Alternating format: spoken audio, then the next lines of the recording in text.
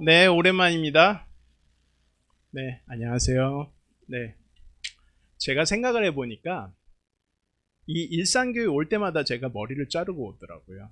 아, 그래서 여러분이 안 불러주시면은 저는 나중에 어, 장발, 장발이 되고 말겠죠? 예, 언제나 일산교회에 오는 것은 기분이 좋은 일입니다. 네, 오늘도 변함없이 우리 용희 형제가 그 찬양을 해주셨는데, 용희 형제 찬양을 들으면서 이게 눈을 감고 들으면은 콘서트장에 와 있는 것 같아요. 없었던 오늘 성령님이 이끄시는 교회인데 없었던 성령도 막 끌어오르는 것 같아요. 예, 진짜 그렇죠? 예. 오늘 또 오랜만에 일산에 오니까는 새로운 반가운 얼굴이 한 명 보이네요. 네, 정주영 자매. 예, 똑같은 일본 출신 또. 네, 네, 오랜만이에요. 만나서 반가워요. 저분이 팬클럽이 저기 분당에도 계신데 많이 찾으시더라고요. 예, 가끔가다 연락하고 얼굴 보여주시기 바랍니다. 자, 오늘 제 설교의 제목은 간단합니다. 성령님이 이끄시는 교회. 네, 참 설교 쉽게 만든다. 그렇게 생각하실 분도 있겠지만 어찌 보면은 우리가 금년에 주제를 정하고 성령님이 이끄시는 교회라고 우리가 딱 같은 마음을 가지고 가자라고 이렇게 정했잖아요. 자, 그러면은 금년에 성령님이 이끄시는 교회인데 제가 여러분에게 오늘 질문 한번 드려볼게요. 성령님이 이끄시는 교회는 도대체 무언가? 답하실 수 있으신 분? 없네. 자, 그러면 그 전 단계 질문으로 들어볼게요. 성령님은 어떤 분이신가요? 하나님이요. 예. 여기선 또 질문이 나오네요. 네. 좋습니다. 오늘 거기에 대해서 제 말이 다 맞지 않을 수도 있지만 우리 같이 한번 생각해보고 같이 성경을 통해서 공부하는 시간을 가진다고 생각하고 오늘 이 설교를 들어주시면 감사하겠습니다. 그런데 제가 이 설교를 시작하기에 앞서서 여러분에게 같이 기도하고 설교를 시작하자고 제안드리고 싶어요. 특별히 우리 일산에서 여러 가지 필요도 있고 또 이 기도의 가장 큰 하자고 제안하는 가장 큰 이유가 우리 좋은 남자매가 아직 병원에 있죠. 예, 최근 그 의료 대란이라 이래가지고 그 상황이 쉽지 않기 때문에 우리가 물론 하나님의 말씀을 듣기 위해서 모였지만 우리가 한 몸으로서 한 사람 한 사람 서로를 위해서 기도해 주는 것이 너무 필요하기 때문에 같이 기도하고 시작하겠습니다. 놀라우신 아버지 하나님, 오늘도 저희들 여기에 모이게 해주셔서 감사합니다. 오늘 저희들은 여기에 앉아서 당신이 주신 말씀을 듣고 또 풍성한 교제도 나눌 것입니다. 하지만 오늘 이 자리에 오지 못한 사람들도 있고 그 중에는 우리 사랑하는 은남자매도 있습니다. 아버지, 오늘 당신의 성령의 힘으로 은남자매와 함께 해주셔서 그녀가 이 어려운 상황을 잘 극복할 수 있도록 또 당신의 치유의 손이 그녀와 함께 하시길 바라고 또 같이 싸우고 있는 그 가족들에게도 당신의 위로와 격려가 함께 하셔서 믿음의 싸움에서 반드시 승리할 수 있도록 인도해 주시기를 간절히 기도드립니다. 아버지, 다시 한번 이 시간 주신 거 너무나 감사드리고 사랑하는 우리 주 예수 그리스도 이름으로 기도드립니다. 아멘. 자, 그래서 제가 지금 질문을 드렸죠. 성령님은 도대체 어떤 분이실까? 그랬더니 하나님 하고 딱 벌써 정답이 나와보면 설교 한 반이 날아갔는데 라는 생각을 하면서 하여간 제가 이 설교를 준비한 이유가 그거예요. 성령님이 이끄시는 교회라는데 자, 그 성령님은 어떤 분이신가? 아시겠죠? 다 아시잖아요. 아시죠? 그래도 다시 한번 기억해보자. 그리고 도대체 성령님이 이끄시는 교회의 모습은 도대체 어떻게 되는 건가? 네, 벌써 지금 거의 3개월이 1분기가 지나고 있는데 그것도 생각 안 하고 한 해를 보낼 수는 없잖아요. 그런 의미에서 준비했으니까 잘 들어봐 주시기 바랍니다. 제가 성령이란 단어를 검색을 해봤어요. 네. 구땡 그 검색 엔진에다가 넣어놓고 해봤어요. 그랬더니 여러 가지가 나오는데 제 눈을 가장 끌었던 그 설명이 이런 게 있어요. 성령의 의미는 삼위일체 중에 하나인 하나님의 영을 이르는 말이자 기독교 신자의 영적 생활의 근본적인 힘이 되는 본체다라고 나왔어요. 네, 이게 다 맞다라는 게 아니에요. 아닐 수도 있어요. 또 다른 의견이 있을 수도 있어요. 맞고 안 맞고를 떠나서. 저는 사실 예전에 교회 다니기 전에 내지는 교회 처음으로 왔을 때 예전 성경 잘 안 읽잖아요. 교회 오기 전에는. 교회 오고 나서 이제 여러분 다 성경 읽기 시작하신 경우가 대부분이잖아요. 그렇죠? 여러 가지가 이해가 안 됐는데 그 중에서의 하나가 뭐였냐면 이 삼위일체였어요. 삼위일체가 도대체 뭐냐? 다르다는데 같다는데 이건 또 뭐냐? 이해가 잘 안 갔어요. 그런데 너무나도 다행스럽게 우리 교회는 좋은 교사분들이 많으시잖아요. 그 중에 제가 존경하는 더글라스 제콥이라는 분이 계세요. 이분이 책을 쓰셔가지고 삼위일체에 대해서 이렇게 설명을 해주셨어요. 그 물을 예를 들으셨는데 이 물이라는 거는 세 가지 형태가 있죠. 뭔지 아시는 분? 액체, 고체, 기체가 있어요. 자, 세 가지죠. 액체, 고체, 기체. 그런데 제일 중요한 거는 액체이든 고체이든 기체이든 물의 화학적인 원소는 뭘까요? H2O. H2O. 그렇죠? 맞아요. 다 똑같은 성질이에요. 하지만 형상이 틀릴 뿐이에요. 이와 같은 거다라고 말씀하셨는데 그 순간 딱 꽂히더라고요. 아, 그런 거였구나. 네. 그걸 통해서 제가 진짜 이 성령님이라는 게 그전에는 저는 이런 이미지를 갖고 있었거든요. 저는 미국에서 4년 동안 대학을 다녔기 때문에 미국 가면은 저기 TV에 나오는 TV 목사님들이 있어요. 그런 분들이 맨날 나오면서 성령님이 내게 옷 내려 주소서 막 이런 걸 보다 보니까 성령님이 무슨 에너지? 활동력? 뭐 전자파? 이런 것처럼 느껴졌던 거예요. 그런데 이 설명을 듣고 나서 제가 이 성령님과 예수님, 하나님이 이제 같은 근본을 가지신 존재이고 그런 성령님이 단순한 전파나 에너지 같은 활동력이 아니라는 거 그때서야 이제 깨달은 거예요. 아, 그렇구나.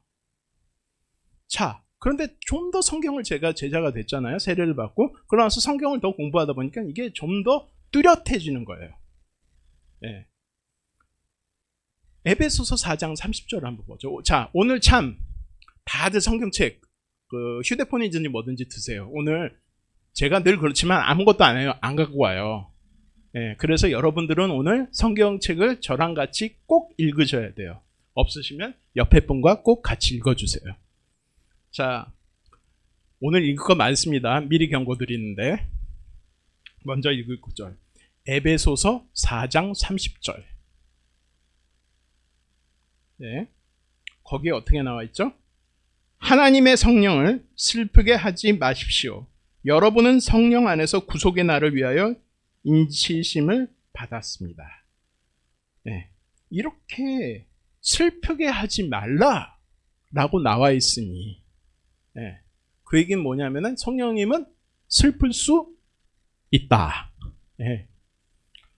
그렇게 생각하면은 이것을 보면은 성령님도 하나님과 같이 또 예수님과 같이 감정을 가진 인격체라고 하면 또 신성모독이 될 수 있을까? 신격체라고 보는 게 맞을지 않을까? 그렇게 생각합니다. 자, 성령님이 지금 제가 무슨 얘기를 했죠? 성령님도 감정이 있으시다. 그렇죠?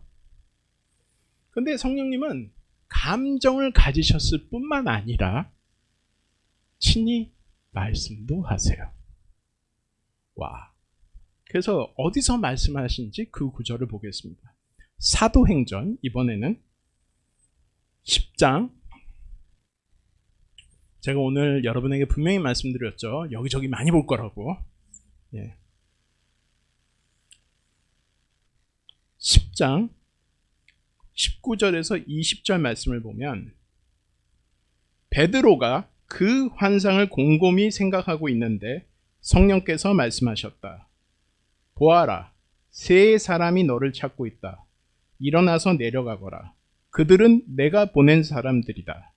보낸 사람들이니 의심하지 말고 함께 가거라. 라고 나와 있는데 이 모든 것들은 생각과 감정이 있는 존재가 할 수 있는 일이죠. 그렇죠? 성령님의 지금 말씀이. 그렇죠? 아닌가요? 맞죠? 맞으면 맞다고 해주세요. 이게 결국 뭐냐면 성령님이 단순히 아까 제가 대학교 때 가졌던 그런 활동력, 우 하고 왔다가 우 하고 내려가는 이런 게 아니라는 것을 얘기하고 있는 거예요.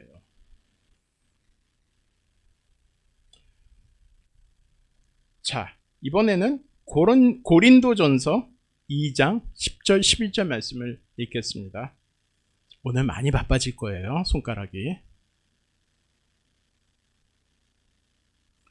거기 보면 하나님께서는 성령을 통하여 이런 일들을 우리에게 계시해 주셨습니다. 성령은 모든 것을 살피시니 곧 하나님의 깊은 경륜까지도 살피십니다. 사람 속에 있는 그 사람의 영이 아니겠어야 누가 그 사람의 생각을 알 수 있겠습니까? 이와 같이 하나님의 영이 아니고서는 아무도 하나님의 생각을 깨닫지 못합니다. 이렇게 나와 있으니까 이게 성령님하고 하나님하고 이 별개의 존재면 따로 떨어놓는 존재라면 그렇다면 이게 불가능한 일이겠죠. 같은 존재니까 가능한 일입니다. 그렇기 때문에 아까 민혜진 자매가 큰 소리로 잘 대답을 해주셨어요. 네. 하나님의 영, 곧 성령님은 영으로 계시는 하나님 그 자체에 바로 그거라는 거죠. 근데 그럼에도 이렇게 명확하게 나와 있음에도 불구하고 때로는 우리가 성령님을 단지 하나님의 능력이나 은사로만 생각하는 경우가 있어요. 정확하게 얘기하면은 성령님과 성령님의 은사, 요거는 조금 구별돼야 될 필요가 있는 것 같아요. 네. 성령님께서 함께 하시는 곳에는 성령님의 능력이 나타나게 되는데 이러한 능력 또는 재능을 가리켜서 성령님의 은사라고 부르게 되는 거죠. 그렇죠? 조금 틀려요. 네. 어떻게 틀린지 조금 더 읽어보면 더 잘 알 수 있어요. 그나저나 지금 용희 형제가 찬양할 때는 굉장히 뭔가 에코, 웅장한 게 불렀는데 설교할 때는 안 틀어주시네. 그거 효과가 있으면 왠지 제 목소리도 성령님의 목소리처럼 들릴 것 같은데 좋습니다. 괜찮습니다. 은사가 아니고 그거는 기술이니까. 이 성령님의 은사에는 여러 가지가 있는데 고린도전서 12장 4장 11절 말씀 보면 이렇게 나와 있습니다. 자, 이건 기니까 여러분들이 읽도록 하죠. 예, 짧은 건 제가 읽고 긴 건 여러분에게 맡기고. 좋습니다. 자, 여러분 준비되셨나요? 다 보셨나요? 아니요? 고린도전서 12장 4절부터 11절의 말씀. 자, 그러면 여러분 다 같이 버전이 틀리더라도 다 같이 읽어주시기 바랍니다. 하나, 둘, 셋.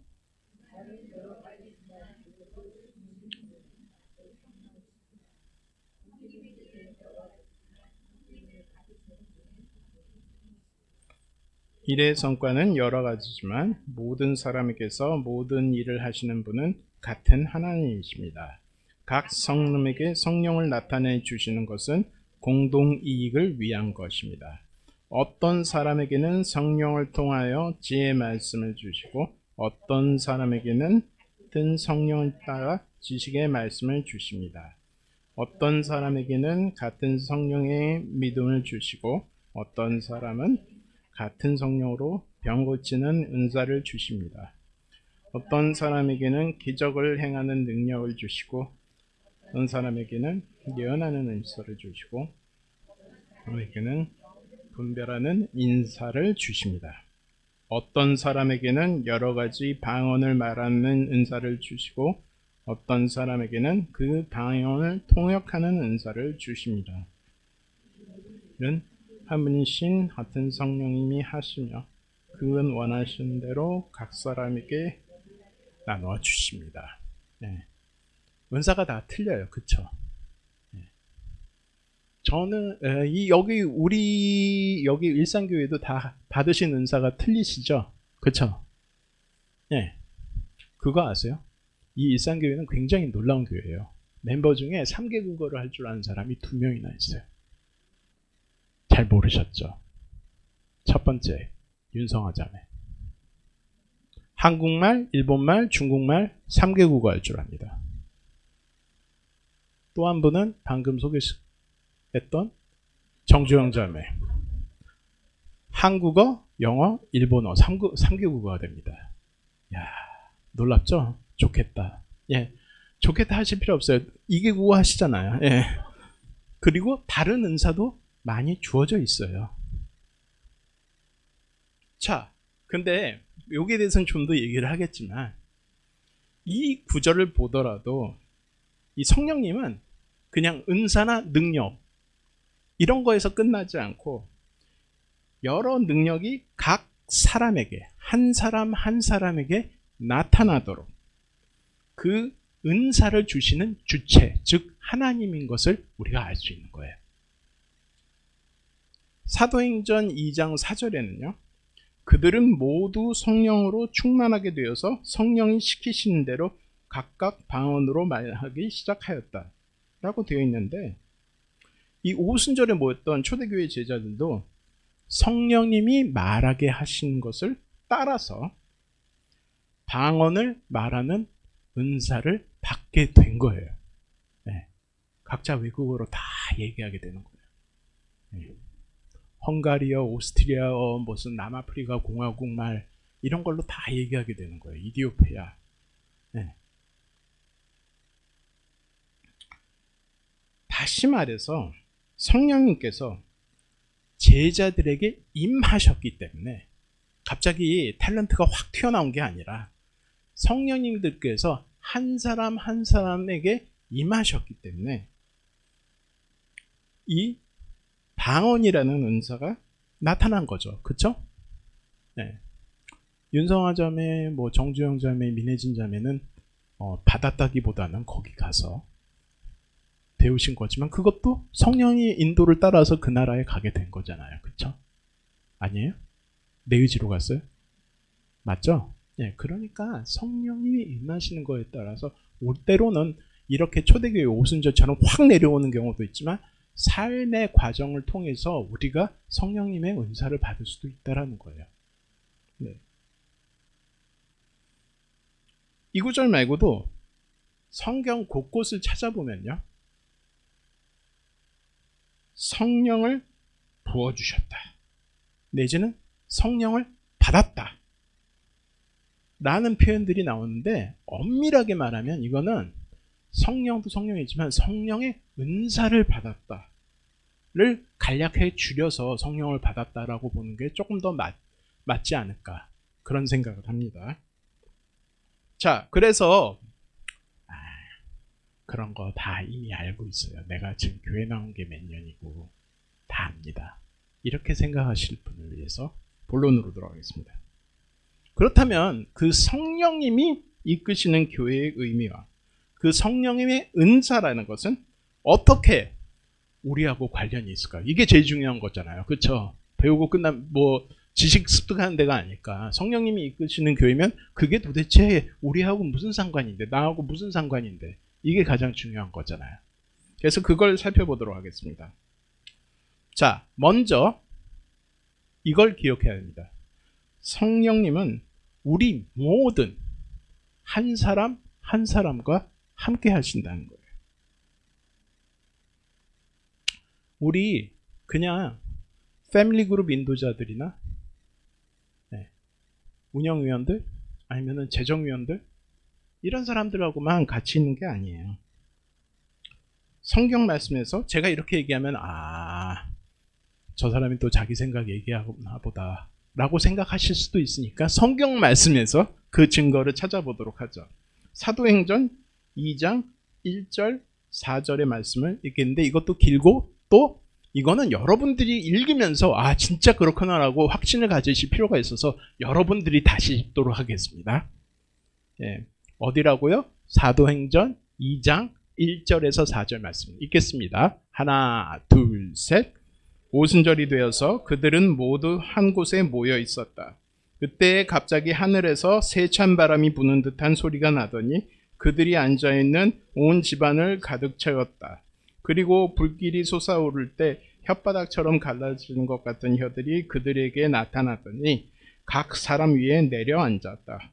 그들은 모두 성령으로 충만하게 되어서 성령이 시키는 대로 각각 방언으로 말하기 시작하였다. 사실은 이 구절만 제가 옛날에 잠깐 봤으니까는 아까 말씀드렸던 성령님 무슨 파워 무슨 뭐라고 해요? 내공 이런 걸로 제가 생각했었던 것 같아요. 근데 우리는 이미 봤잖아요. 단순히 그런 게 아니라 성령님은 하나님이시고 우리가 받는 은사는 하나님이 그냥 주시는 한 사람 한 사람에게 주시는 은사일 뿐이라는 거. 자, 여기 보세요. 이 구절을 여러분이 방금 읽으셨잖아요. 제가 읽은 게 아니고. 그렇죠? 여러분이 스스로 읽으신 구절에 보면 뭐라고 나와 있어요? 성령님이 한 사람 한 사람 한 사람 한 사람 모두에게 내리셨다고 돼 있어요. 다시 한번 누구에게요? 한 사람 한 사람 모두에게 내리셨다고 돼 있어요. 자, 그렇다면은 성령님이 한 사람 한 사람 모두에게 내리셨다고 한다면 그 부속물인 성령님의 은사도 누구에게 어떤 사람에게 내렸을까요? 네, 맞아요. 모든 사람에게 내리신 거예요. 그러니까 그 얘기는 뭐냐? 여기서 성령님의 은사를 안 받은 사람이 있다 없다? 네, 다 받고 있는 거예요. 그렇지 않습니까? 그렇지 않아요? 그럼 다 은사를 받은 거예요. 그런데 이 구절 보고 딱 이렇게 질문할 수도 있어요. 예전에 제가 교회 맨 처음에 나왔을 때 저는 굉장히 시니컬한 사람이었거든요. 그럼 이런 질문을 할 수도 있어요. 자, 나는 방언을 얘기할 줄 모르는데 무슨 인사가 도대체 있다는 거냐? 나는 윤성화도 아니고 민혜진도 아니고 정주영도 아니다. 네. 나는 도대체 성령님의 은사가 나한테 내렸는지 안 내렸는지 잘 모르겠다. 네. 저는 아마 죄가 많아서였는지 문제가 많아서였는지 성령님이 임하지 않으셨나 봐요. 이렇게 생각할 수 있어요. 그렇죠? 근데 그렇지 않다라는 거예요. 그런 분들을 위해서 아까 고린도전서 12장의 말씀이 있는 거예요. 은사가 다 틀리다고, 다르다고. 그리고 그 은사에는 랭킹이 있나요? 근데 우리는 가끔가다 그렇게 생각하잖아요. 네, 그렇게 생각하지는 않지만 왠지 방언, 외국어 하면은 조금 더 좋아 보이는데 그렇게 생각하잖아요. 솔직히 우리. 근데 오늘 그 생각을 좀 바꿀 필요가 있는 거예요. 성령님의 은사는 똑같다. 다 똑같을 뿐이다. 네. 여기 성령님이 주신 은사로 끝판왕 하나 있어요. 비행기 모시는 분. 네, 비행기 몰기가 쉽습니까? 네. 모르죠? 자동차도 운전하기 힘들어 죽겠는데 비행기까지 어떻게 몰아요? 그런데 그것도 은사고 그냥 다른 은사라는 것. 그 얘기예요. 자, 그냥 다를 뿐인데 우리는 우리 생각에, 인간적인 생각에 그렇게 생각하고 마는 거예요. 예. 그러면서 남의 은사를 부러워도, 아, 나도 용희 형제처럼 저렇게 노래 부를 수 있으면 좋겠다. 예. 자기 은사에 대해서 감사하고 받아들이고 충실하기보다는 무엇을 봐요? 남의 것. 네. 여기 앉아 계신 여러분 대부분이 지금 자녀를 키우고 계시죠. 그렇죠? 근데 이렇게 생각해 보세요. 또 예전에 지금 다 큰 아이들을 키워보신 경우도 있고, 애들이 다 커서 이미 독립하신 경우도 있고, 지금 열심히 키우고 있는 저기 현희자매 같은 분도 계세요. 지금도 밀고 있어요. 유모차. 그런데 생각해 보세요. 여러분이 여러분의 아이들에게 너는 정말 특별하고 사랑스러운 아이야 라고 얘기해 주는 게 문제가 될까요? 이런 얘기 사실 자주 해줘야죠. 그쵸? 아이들 자존감도 올라가고 아이들이 사랑을 확인하면서 그 사랑을 먹고 자라잖아요. 그렇죠? 그래서 이런 얘기는 시간이 날 때마다 나는 한국 사람이야. 그런 거 표현 잘 못해. 그렇게 생각하지 마시고 꼭 그때는 그냥 아까 성찬 중에 그런 얘기가 있었죠. 갑자기 E에서 I로 I에서 E로 변신한다고. 네. 그때만 서양 사람이 되세요. 표현력 풍부한 서양 사람이 돼서 넌 너무 사랑스러워. 너는 너무 특별해. 이렇게 얘기해 주는 거는 정말 좋은 일이에요. 그런데 다 좋은데 만약에 우리가 이렇게 얘기하는 거예요. 아이들에게. 이러면 어떻게 될까요? 넌 너무나 특별한 아이야. 다른 사람보다 더 특별해. 그렇기 때문에 너는 네가 원하는 건 뭐든지 다 할 수 있어. 아무도 너를 건드리지 못해. 너는 다른 사람보다 더욱 특별한 아이니까. 이러면 어떻게 돼요? 이러면 어떻게 돼요? 아이가 망가져요. 예, 아이가 망가집니다. 똑같은 사랑의 표현이고, 그런데 이런 거잖아요. 똑같은 얘기잖아요. 너만 특별해. 근데 다 특별하긴 하지만 너는 좀 더 특별해. 이런 결국은 망가진 게 뭐예요? 아이가 망가져요. 이것도요, 제 머리에서 제 주장을 하고 있는 게 아니라 제가 예전에 싱가포르 교회에서 그 자녀 양육 세미나 굉장히 좋았는데 거기서 들은 얘기예요. 그대로 전해드리는 거예요. 제가 오늘 무슨 얘기를 하고자 하는 걸까요? 오늘 여기 앉아 있으시면서 이런 생각하시고 계시지는 않습니까? 하고 여쭤보고 싶은 게 있어요. 나는 내 안에 성령님이 너무 약한가 봐. 성령님이 여기 있는 모든 사람을 쓰셔도 나 같은 사람을 쓰시겠어. 이렇게 생각하시는 분에게 오늘 저는 이 말씀이 도전과 격려가 되기를 바랍니다. 어쩌면 거기까지는 아니어도 최소한 이렇게 생각할 수는 있겠죠. 내가 이렇게 열심히 한다고 뭐가 바뀌는 게 있겠느냐? 뭐가 나아진 게 있기는 할까? 그렇게 생각하시는 여러분에게도 이 성경 말씀을 꼭 읽어드리고 싶어요. 로마서 8장 26절.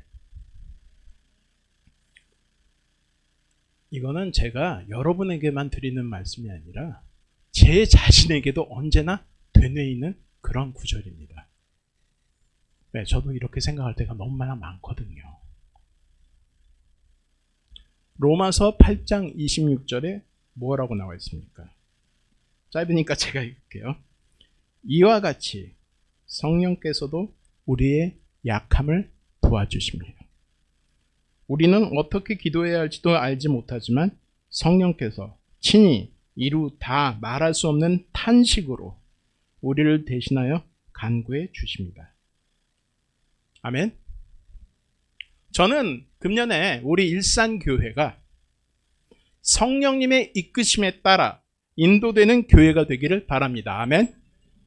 그러기 위해서 필요한 것은 먼저 성령님이 어떤 분이신지 다시 한번 잘 기억하고 이해하시는 거고, 그래서 그 설명이 있었던 거예요. 두 번째, 아울러서 성령님이 우리 안에서 일하시는 방법도 잘 이해를 해서 그분의 인도를 제대로 잘 받는 것이 중요하다는 것입니다. 이게 정말 필요하다고 저는 생각해요. 그래서 오늘 다시 한번 얘기하지만 똑같은 얘기 반복해요. 성령님이 단순한 초능력이나 에너지가 그런 존재가 아니라, 에너지인 그런 존재가 아니라 감정을 소유하신 하나님과 동등한 신격체라는 것을 다시 한번 인식하고 기억하기를 바라고요.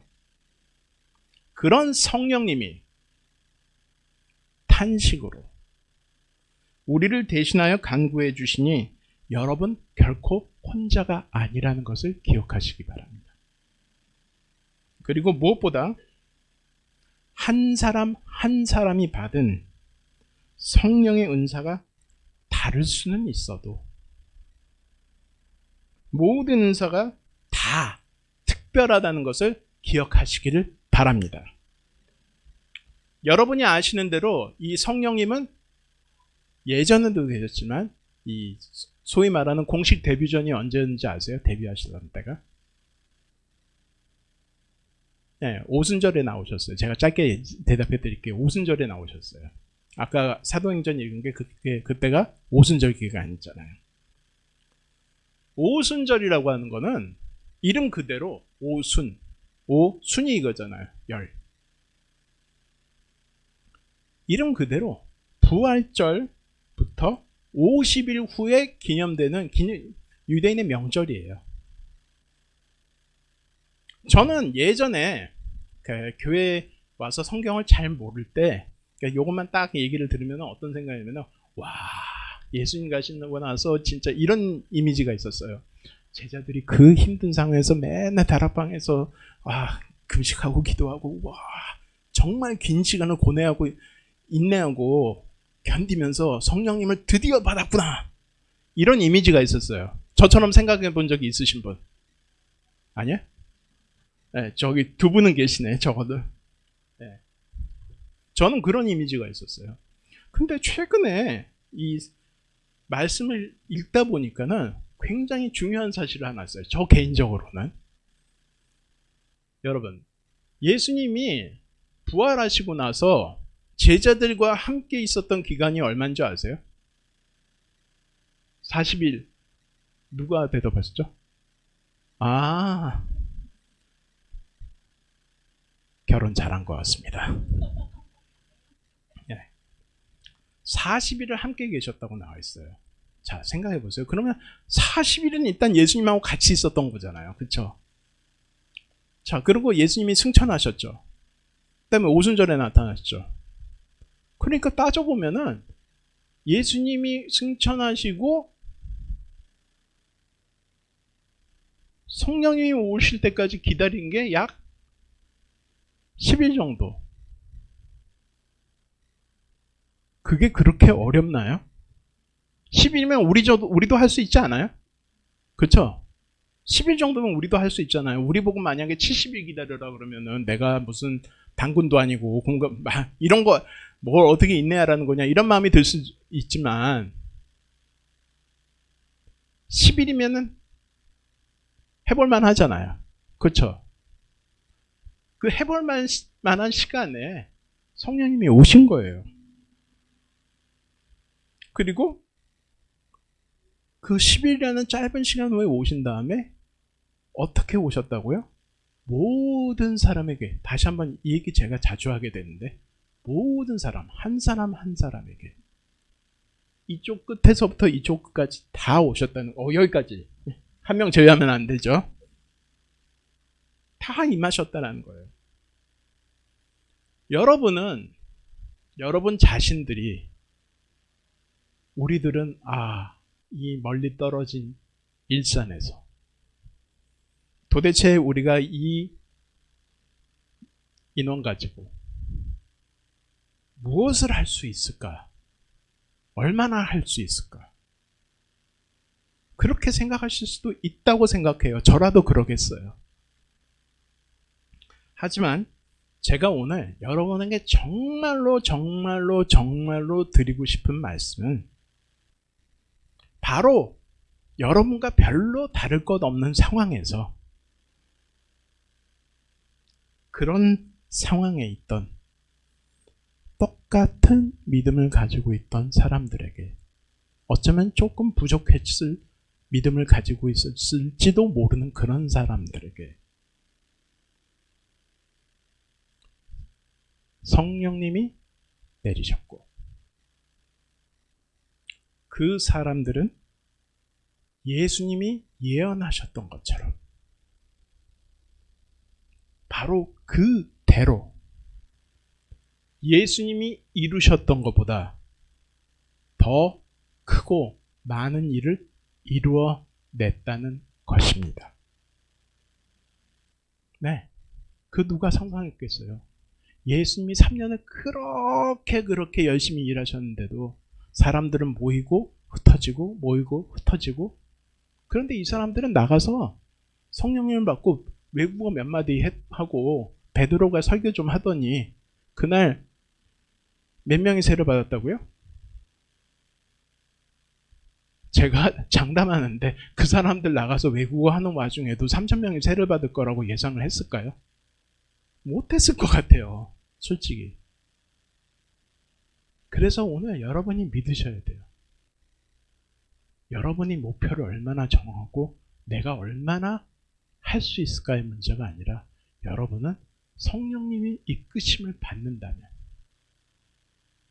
그 결과는 하나님에게 달려있고 하나님은 우리가 생각하는 것보다 더 큰 일을 우리를 위해서 또 하나님의 이름을 위해서 해 주실 거라는 것을 믿으시길 바랍니다.